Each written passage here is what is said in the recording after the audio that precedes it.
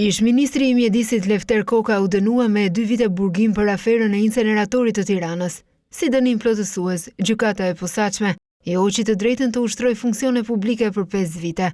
Masa e sigurisë ndaj Kokës u shua, por ai nuk mund të lirohet pasi po vuan dënimin me 6 vite e 8 muaj burgim për aferën e inceneratorit të Elbasanit, ndërsa është në proces rigjykimi për inceneratorin e Fierit.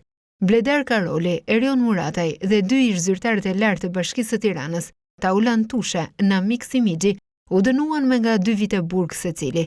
Gjykata i u hoqi të drejtën të ushtrojnë funksione publike për 5 vite. Valbona Ballgjini u vendos në shërbim prove, ndërsa Sidita Kopliku duhet të shlyejë 80 orë pune në interes publik brenda 6 muajve. I vetmi që mundi të marrë pafajësinë nga gjykata ishte i pandeuri Jetmir Llapaj.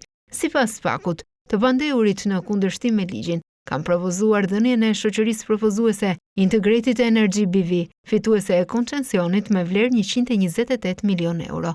Këtë propozime kanë bërë pa hartuar një raport përmbledhës dhe në kohën kur nuk ishin sqaruar kostot e projektit. Rezulton po ashtu se shoqëria Integrated Energy BV, në përbërje të së cilës është aksionere edhe shoqëria e shtetasit Klodian Zoto, Integrated Technology Services, SHPK, ka qenë në dieni të rrethanave konkurruese para se të shpallej procedura.